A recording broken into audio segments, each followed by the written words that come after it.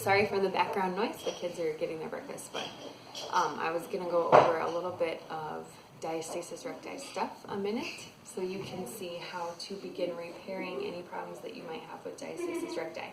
I'm not a physical therapist, so I can't speak for diagnosing, but this is what I experienced after my fifth baby and having a forefinger with separation in my core. These are the things that I did to begin and how you can figure out if you have Diastasis Recti or not.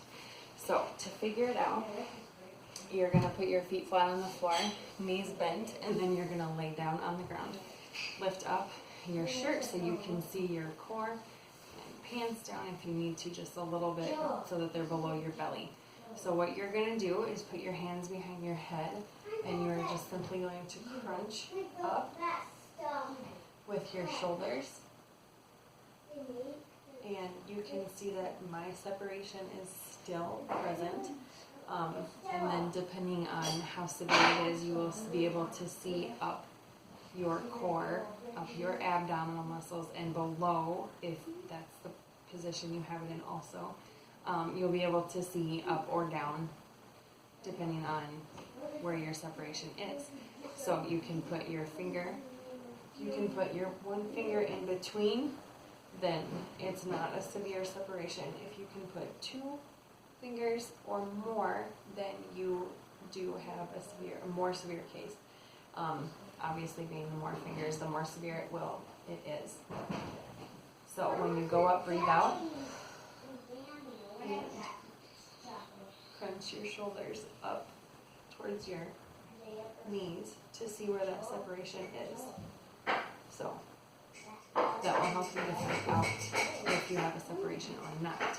And in my opinion, if you have a separation that is greater than 2 finger widths, it may be a good idea to go to a physical therapist to get a diagnosis and some specific exercises for you. If you have a separation that is larger, like I did with like 4 finger widths, I started with a belly band and wrapped my core muscles for the first about 6 weeks or so constantly to make sure that they were repairing themselves properly. So that is my experience, but everybody is different. So the next one I'm going to show you is going to be with a sheet, and I have a queen size sheet, and I've just laid it across the ground. It's not folded anyway special, it's just kind of bunched up. So to help start repairing those core muscles, you need to train them to go back together, or their tendency is going to be to split apart. The abdominal wall is straight up and down. It is parallel like train tracks, and its tendency is not to come together. Its tendency is to just contract here. And so if you're not pulling those muscles back together, they are going to contract and they are going to protrude. And that is going to make you always look like you have a little bit of a baby belly or a little bit of a gut. So even if you have a strong core, if they're not contracting and you're not training them to go together again, then they're not looking the way that they're supposed to, and they're not being repaired how they are meant to function. So this is an exercise for that. So you are going to lay with that sheet on your low back and fold it across you like you cross your shoelaces. So I'm putting it right over my abdominal core like a corset. And I'm going to start this exercise by being completely relaxed on the ground. My back is arched, even though you can't see it. My stomach is relaxed, and I'm going to breathe out. Okay, so as I do this exercise, I'm going to grab onto the edges in a fist, and I'm going to breathe out, bring my shoulders up, and pull on this sheet to pull my ab muscles together. Okay, so here it goes.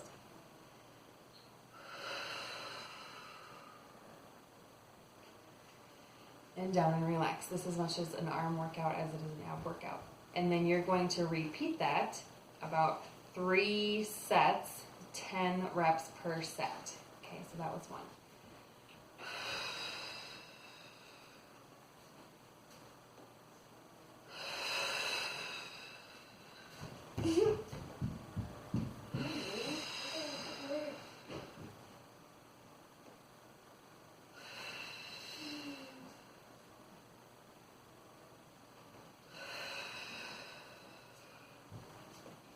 Reposition if you're starting to slip. And always press your back down to the floor.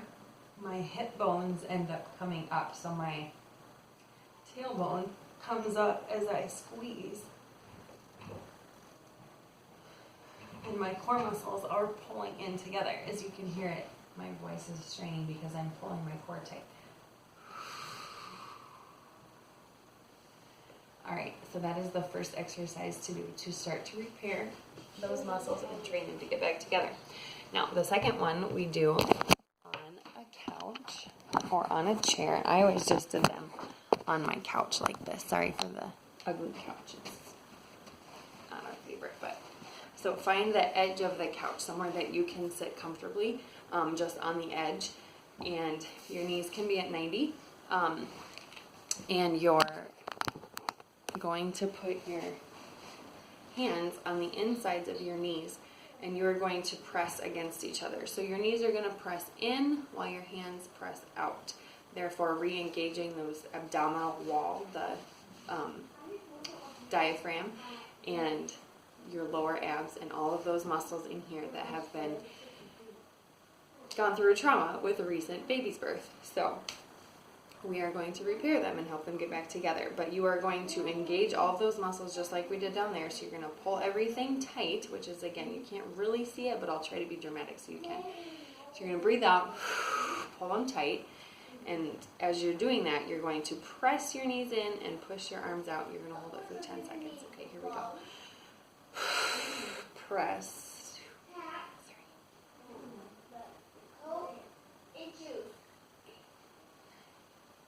Relax, and then you go to the outside and do the same thing, pressing opposite directions.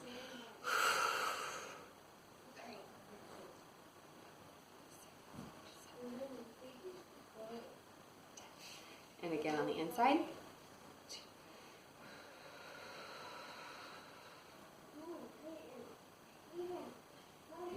And on the outside, press.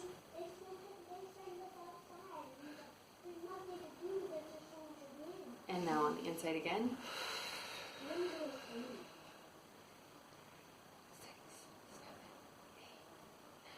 9, 10. And on the outside. Push.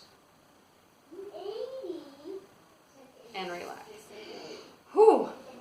All right. Those are 2 basic moves to do. And those can be done.